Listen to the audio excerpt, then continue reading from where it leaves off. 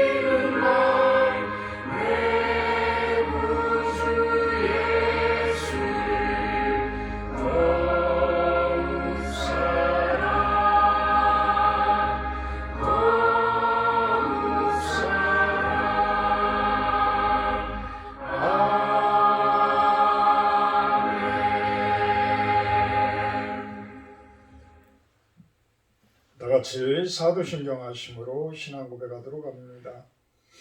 나는 전능하신 아버지 하나님 천지 창조주를 믿습니다. 나는 그의 유일하신 아들 우리 주 예수 그리스도를 믿습니다.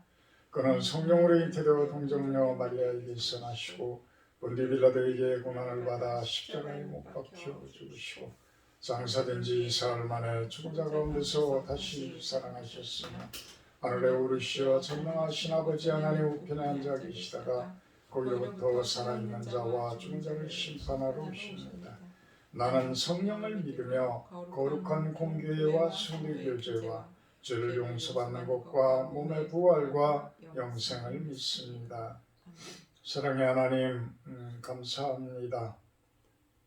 오늘 하루도 이렇게 예배로 기도로 시작을 합니다.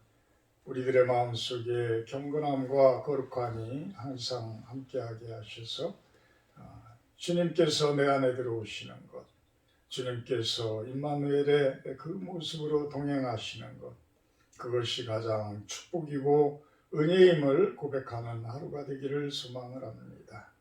힘들고 어려운 가운데서도 묵묵히 자신들의 그 사역을 감당하고 자신들의 일을 헤쳐나가는 우리 성도님들 더욱더 힘이 되게 하시고 용기가 되게 하시고 주님의 그 놀라운 능력으로 저분들의 삶이 진정으로 축복의 삶이 되어지기를 소망을 합니다.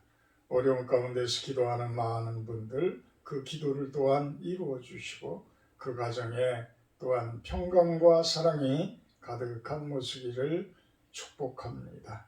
감사드리며 예수님의 이름으로 기도합니다. 오늘 말씀은 마태복음 19장 13절에서 22절 말씀입니다. 마태복음 19장 13절에서 22절 말씀입니다. 생명의 삶 3월 2일 말씀입니다. 그때 사람들이 예수께서 안수하고 기도해 주심을 바라고 어린아이들을 데리고 오매 제자들이 꾸짖거늘 예수께서 이르시되 어린아이들을 용납하고 내게 오는 것을 금하지 말라. 천국이 이런 사람의 것이니라 하시고 그들에게 안수하시고 거기를 떠나시니라. 어떤 사람이 주께 와서 이르되 선생님이여 내가 무슨 선한 일을 하여야 영생을 얻으리이까? 예수께서 이르시되 어찌하여 선한 일을 내게 묻느냐? 선한 이는 오직 한 분이시니라. 네가 생명에 들어가려면 계명들을 지키라. 이르되 어느 계명이오니까? 예수께서 이르시되 살인하지 말라, 간음하지 말라, 도둑질하지 말라, 거짓 증언하지 말라, 내 부모를 공경하라, 내 이웃을 내 자신과 같이 사랑하라 하신 것이니라. 그 청년이 이르되 이 모든 것을 내가 지켰사온데 아직도 무엇이 부족하나이까? 예수께서 이르시되 네가 온전하고자 할진대 가서 내 소유를 팔아 가난한 자들에게 주라. 그리하면 하늘에서 보화가 네게 있으리라. 그리고 와서 나를 따르라 하시니 그 청년이 재물이 많으므로 이 말씀을 듣고 근심하며 가니라. 아멘. 오늘 말씀 제목은 사랑의 실천 이렇게 정해봤습니다. 사랑의 실천, 사랑의 실천이 답입니다. 이렇게 정해봤습니다. 오늘 말씀은 두 단락으로 크게 나눠볼 수가 있는데요. 첫 번째는 어린아이와 같은 사람들이 천국을 얻는다라는 말씀이 15절까지 말씀이고요. 16절부터 22절까지는 부자 청년에 대해서 이야기를 하고 있습니다. 어린아이 같은 모습, 계속해서 예수님은 이런 부분들에 대해서 이야기를 하십니다. 마태복음 18장 3절에 보면 너희가 돌이켜 어린아이들과 같이 되지 아니하면 결단코 천국에 들어갈 수 없느니라. 이렇게 이야기를 합니다. 어린아이와 같이 되지 아니하면 천국에 들어가지 못하니라. 마음이 그만큼 정결하고 순수한 모습이어야 한다는 것이죠. 어떤 바보스러운 모습이 아니라 진정으로 내 안에 쌓여있는 생각들이 참 순수하고 정결하고 거룩한 그러한 모습이어야 한다는 겁니다. 복잡하고 다단하고 걱정거리가 가득 차 있고 이런 모습들은 천국의 모습이 아니라는 것입니다. 그런데 우리들의 생각은 어떻습니까? 우리들의 마음은 어떻습니까? 여러분들의 그 마음을 놓고 한번 오늘 기도하는 시간이 되기를 축원합니다. 13절에 예수께서 안수하고 기도해 주심을 바라고 어린아이들을 데리고 왔다. 참 어린아이에게 어떤 큰 선지자가 머리를 안수를 하면서 기도를 해준다라면 그것같이 큰 축복도 없을 거예요. 그래서 예전에는 유명한 목사님들, 큰 교회 목사님들에게 안수를 이렇게 받는 안수 기도를 받고자 하는 그러한 모습들이 아주 많았습니다. 또한 그렇게 기도를 해주시는 분들도 진심 어린 모습으로 기도를 해주고 할 때에 성령의 능력이 임하고 그 아이에게 진정한 하나님의 축복이 되어지는 그러한 모습이 되었을 것입니다. 그래서 그런지 예수님 당시에도 많은 사람들이 예수님께 당신의 자녀들, 그 자녀들이 축복받기 위한 그 안수기도를 받기 위해서 몰려왔을 것입니다. 그러니까 제자들이 꾸짖었다. 그러니까 예수님께서 오히려 제자들에게 용납하라고 이야기를 합니다. 금하지 말라고 이야기를 합니다. 바로 전에 18장에서 어린아이들과 같이 되지 아니하면 결단코 천국에 들어가지 못한다라고 이야기까지를 했는데도 제자들은 그 예수님의 그 말씀을 금세 또 망각하고 있습니다. 천국은 이렇게 복잡한 제자들의 마음을 가진 그 모습이 아니라 순수한 어린아이들과 같은 그러한 사람들의 것이니라.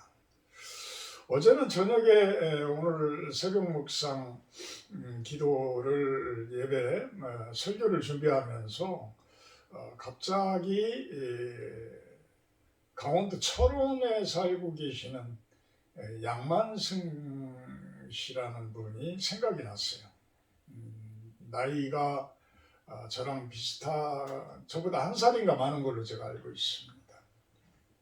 근데 그분이 예전에 제가 사회생활 하면서 이렇게 만나본 사람 중에서 아마도 그 마음씨가 참 어린아이와 같은 그렇게 순수한 마음을 가진 분은 제가 만나보지를 못했던 것 같아요. 그분은 교회를 제가 알기로는 안 다니고 있는데 저는 연락을 못하고 그랬었는데도 제가 이곳에서 목회를 하는데도 몇 번 내려오셨었어요.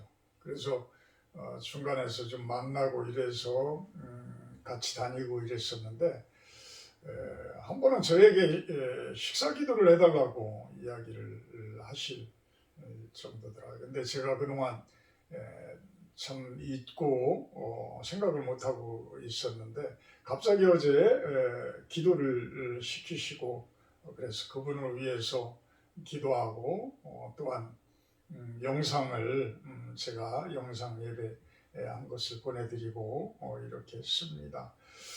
그분이 사회생활을 하면서 또 지금은 여의도에서 정치 쪽에 이렇게 항상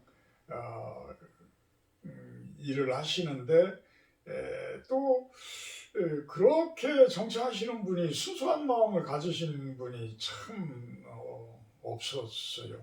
그런데 그분은 참 그래요.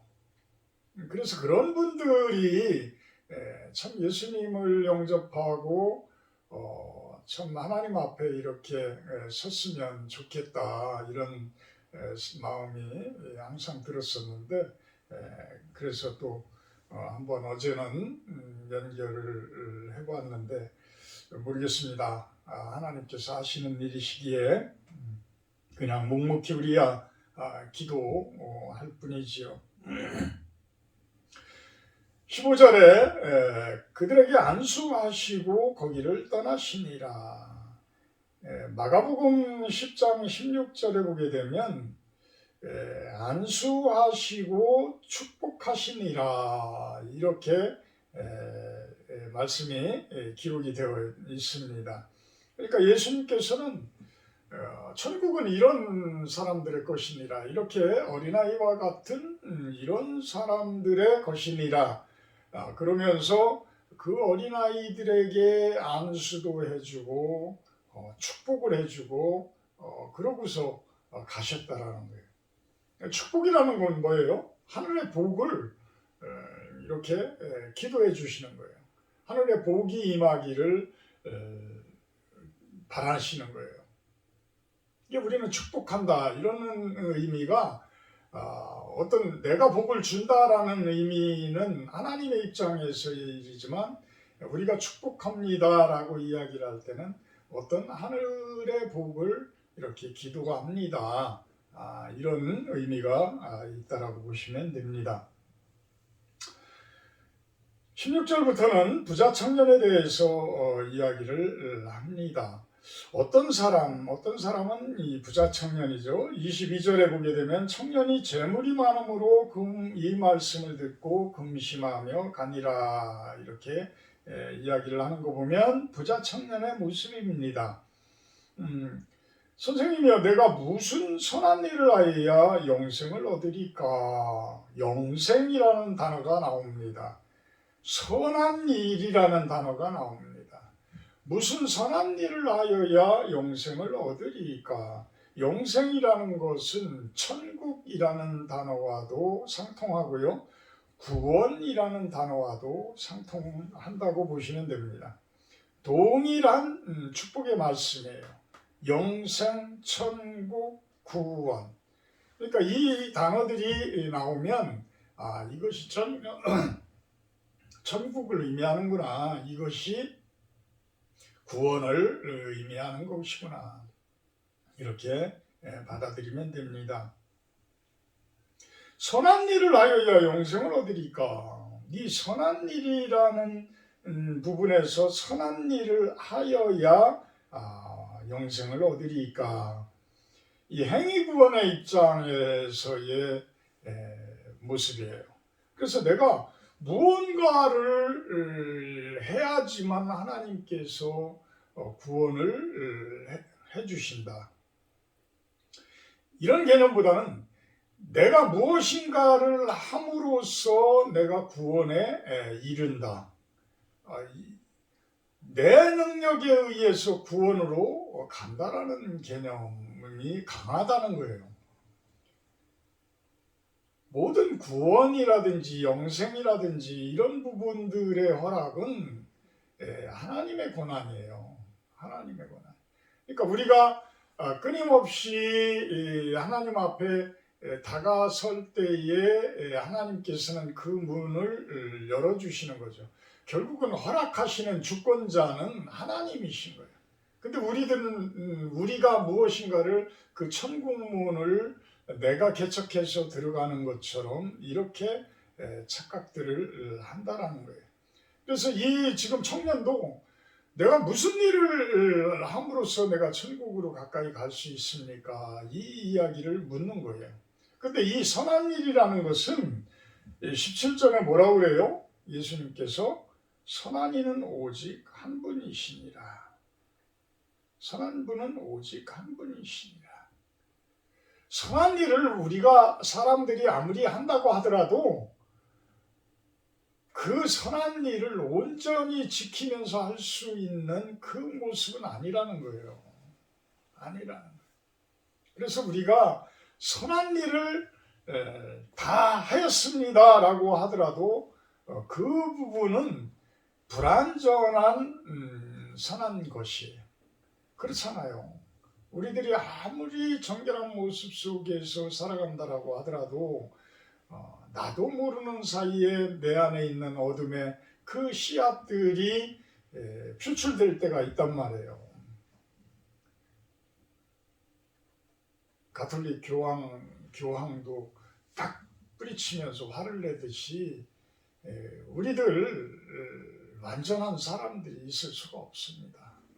그러니까 그 선한 일을 오직 선한 부신 분은 하나님 뿐이신데 어찌 그 이야기를 나에게 묻느냐? 네가 그만큼 선한 일을 다 할 수 있느냐? 그런 뜻도 내포되어 있는 거예요. 과연 네가 선한 일을 얼마나 할 수 있느냐? 이렇게 묵시적으로 묻고 있는 거예요. 그러면서 내가 생명에 들어가면 계명들을 지켜라. 그러니까 부자 청년이 뭐예요? 그 계명이 무엇이오니까 예수께서 이르시되 살인하지 말아라, 간음하지 말아라, 도둑질하지 말아라, 거짓 증언하지 말아라, 내 부모를 공경하라, 내 이웃을 내 자신과 같이 사랑하라. 10계명을 이야기하는 거예요. 가장 기본적인 것을 이야기하는 거예요. 그러니까 청년이 뭐라고 대답을 해요? 20절에 이 모든 것을 내가 지켰사온데 아직도 무엇이 부족하니까? 자기 의사 표현이 아주 강한 거죠. 결국은 자기 의가 그대로 드러나는 모습이에요. 왜? 예수님께서 이야기할 때는 선한 이는 오직 하나님뿐이다 라고 이야기를 했는데 그 계명들을 지킬 수 있느냐, 지켰느냐, 이럴 때에 감히 그 계명을 지켰다라고 이야기를 해요. 지켰다라고 이야기해요. 그러니까 본인의 부족한 점들에 대해서는 평상시에 생각들을 안 해왔다라는 거예요. 하나님, 제가 죄인입니다 라고 고백을 하면서 기도를 할 때는요, 내 안에 있는 죄성들을 낱낱이 다시 살펴보는 기도가 되어지는 거예요. 근데 그런 기도를 하지 않고 그냥 어떤 기복적인 부분만, 어떤 축복에 대한 기도만 하는 그런 경우에는 자신들을 돌아볼 수 있는 기회가 없어지는 거예요. 자신들의 죄를 살펴볼 수 있는 그러한 시간들이 없어지는 거예요. 그러니까 그런 부분들을 빛이신 하나님 앞에 어떤 치료의 하나님 앞에 그 병들어 있는 부분들을 드러내야지만 치료가 되어지고 그 어둠들이 빛에 의해서 사라지게 되고 이런 모습이 될지인데, 그 부분은 내 안에 저 구석에 그냥 깊숙한 곳에 감춰둔단 말이죠. 감춰둔. 그러고서 그냥 드러나는 부분들만 그냥 지킨다라고 표현을 하는 것은 얼마나 온전하지 못한 표현이겠어요. 그런데도 이 청년은 지금 다 지켰다라고 이야기를 합니다. 여러분들은 과연 살인하지 말아라, 간음하지 말아라, 도둑질하지 말아라, 거짓증언 하지 말아라, 부모를 공경하라, 내 이웃을 내 자신과 같이 사랑하라 라는 계명을 다 지키셨습니까? 다 지키셨습니까? 한번 깊숙이 한번 생각을 해보세요. 그냥 죄성들에 대해서 생각을 안 하면 다 지킨 것 같아요. 죄성들에 대해서 신경을 안 쓰면. 그런데 그 안에 한 구석이라도 어떤 나를 힘들게 하는 사람에 대해서 미움의 감정이 없었습니까? 또 요즘에는 어떤 인터넷상의 그런 소프트웨어라든지 뭐 이런 부분들의 프로그램들 뭐 이런 부분들을 대수롭지 않게 그냥 복사를 해서 깔고 그러잖아요. 그런 부분들이 오히려 목사님들도 그런 부분들의 자유함이 없습니다. 오히려 그런 부분들이 더 다른 부분들보다 달란트가 많아서 그런지 그냥 어렵지 않게, 그냥 대수롭지 않게 그 프로그램을 심하게 이야기하면 도둑질들을 해요. 도둑질들. 그러니까 그런 부분들이 과연 온전할 수 있느냐. 예수님께서는 왜 이런 이야기를 하셨을까요? 21절에 보면 그 답이 나옵니다. 내가 온전하고자 할진대 가서 내 소유를 팔아 가난한 자들에게 줘라. 그리하면 하늘에서 보화가 내게 있으리라. 그리고 와서 나를 따르라. 자, 내가 지금 아파트 30억짜리 아파트를 가지고 있어요. 그 아파트를 사기 위해서 세상 가운데서 많은 사람들과 경쟁을 하고 온갖 반칙을 다 하면서까지 만들었어요. 그 만든 재산인데 그것을 팔아서 가난한 자들에게 주라 할 때에 쉽게 할 수 있겠어요? 아마 할 수 있는 분들이 거의 없을 겁니다. 거의 없을 거예요. 삭개오가 회개하고 예수님께 다가왔을 때에 그 삭개오가 한 말은 내 재산의 반을 팔아서 가난한 자들에게 주겠습니다. 이렇게 고백을 했었어요. 그러면서 나를 따르라 라는 그 예수님의 허락이 있었습니다. 근데 이 부자 청년에게는 다 팔아서 가난한 자들에게 주라고 합니다. 자, 얼마나 어려운 일이에요. 그러면 예수님께서는 그 재산에 대해서 이야기를 하고 있는 걸까요? 그보다는 그 청년의 마음을 바라보고 있는 것일 겁니다. 그 마음을. 이 청년의 마음 속에는 그 재산이 꽉 들어차 있는 거예요. 그 재물에 대한 것만 꽉 들어차 있어요. 오히려 그 재물을 얻기 위해서 십계명을 지키고 있는지도 몰라요. 우리들의 모습하고 비슷하지 않습니까? 세상 가운데에서 어떤 성공하기 위해서, 어떤 재물을 많이 취하기 위해서 하나님께 기도하고 있지는 않나요? 이런 모습들을 예수님께서는 아주 통찰력 있게 바라보고 계시는 거예요. 정작 중요한 것은 그 내가 지금 소중하다고 생각하고 있는 그것을 내던지고 오히려 가난한 자들의 편에 서서 그들을 생각할 수 있는 그 마음. 그러면서 예수님을 따를 수 있는 그 마음. 그것을 요구한다는 거예요. 그것이 무엇이겠어요? 결국은 사랑인 거예요. 사랑인 거예요. 율법의 완성이라고까지 이야기하고 가장 큰 계명은 결국은 사랑의 계명이라는 것은 이 모습인 거예요.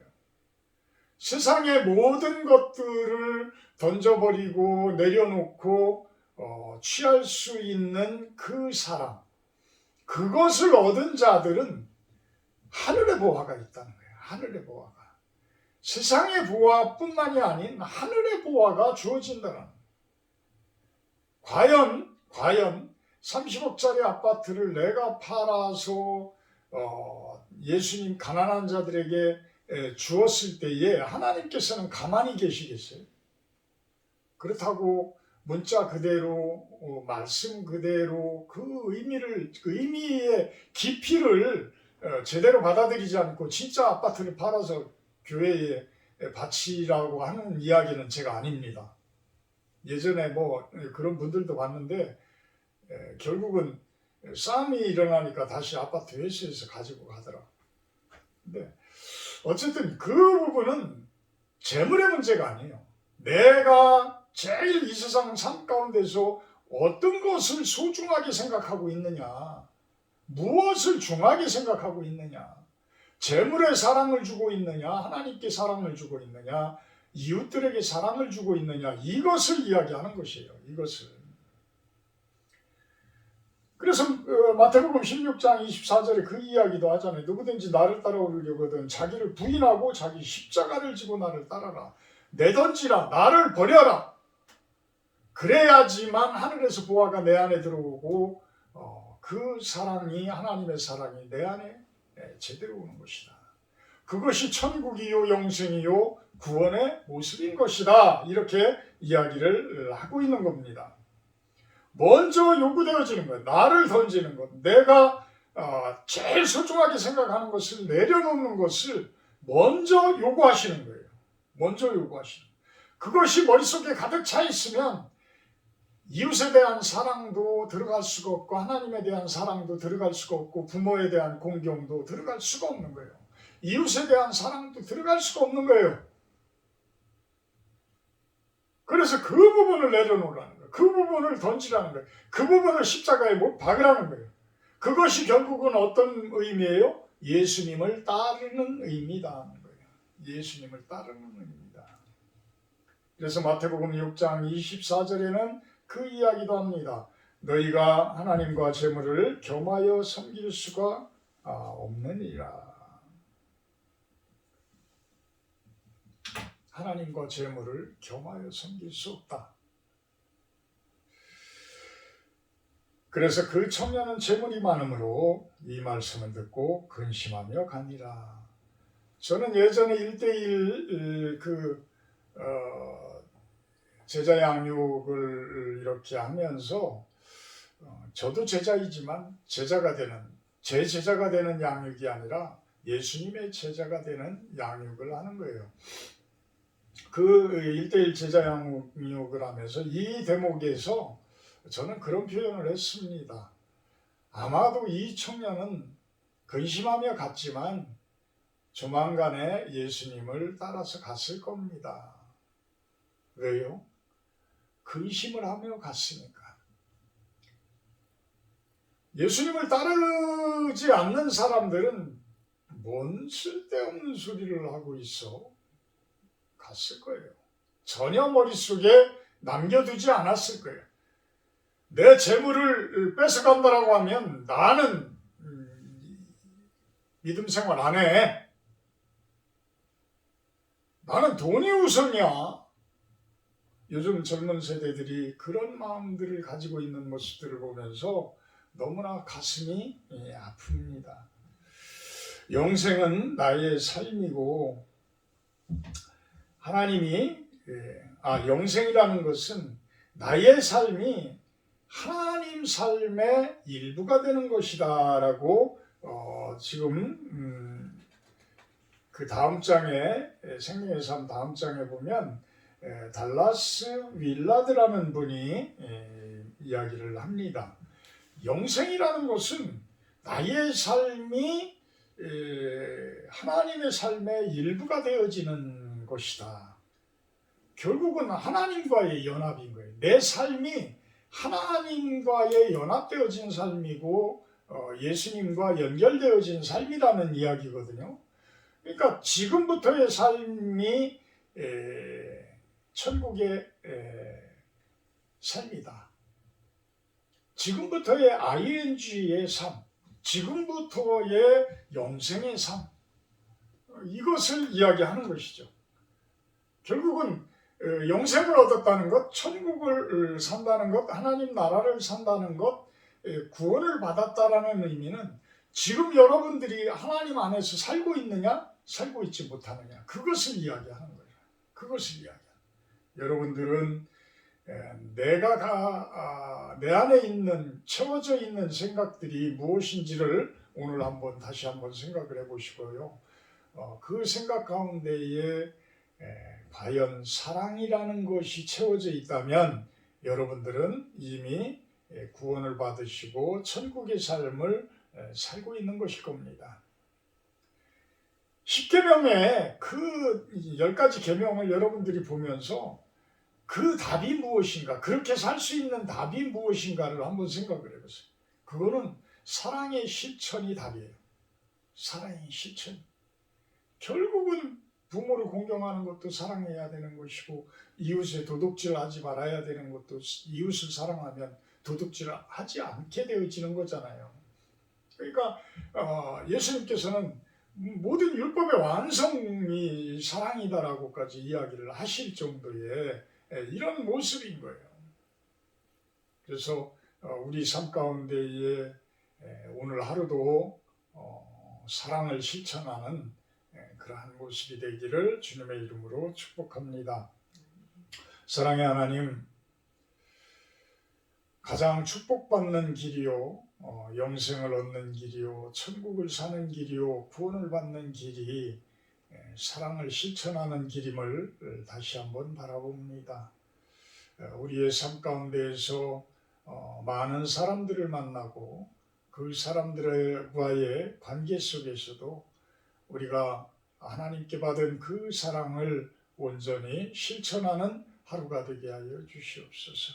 또한 그 사랑하는 마음을 가지고 우리 친척 친지들을 위해서 기도하게 하시고 주변 분들을 위해서 기도하는 그 따뜻한 마음이 우리들에게 있게 하여 주시옵소서. 그 마음이 어린아이와 같은 마음일 것입니다. 그런 자들에게 천국의 보화가 있다고 합니다. 하나님, 오늘 하루도 승리하는 하루가 되게 하시고 사랑을 실천하는 하루가 되게 하여 주시옵소서. 예수님의 이름으로 기도합나이다.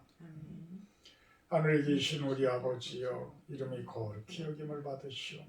나라 임하옵시며 뜻이 하늘에서 이룬 것 같이 땅에서도 이루어지이다.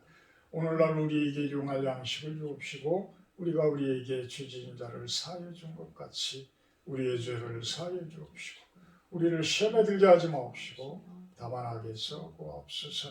내게 나라와 권세와 영광이 아버지께 영원히 있사옵나이다. 아멘. 오늘은 친척 친지들을 위한 기도인데요. 오늘은 특별 기도를 한 가지 부탁을 드리겠습니다. 우리 안사돈이시고 신정혜 집사님인데 조금 있다가 오후 2시라고 되어 있네요. 오후 2시에 삼성의료원에서 난소암 수술을 들어간다라고 합니다. 이번 위해서 우리가 특별 기도를 하도록 하겠습니다. 오늘은 우리 친척 친지들 이름은 제가 밝히지 않겠습니다. 오늘 신정혜 집사님 위해서 잠깐 기도하고 기도하는 시간 갖도록 합니다. 사랑의 하나님, 우리 신정혜 집사님 위해서 기도합니다. 두렵고 무섭기도 하고 참으로 답답한 그러한 모습으로 수술 시간을 기다리고 있을 것입니다.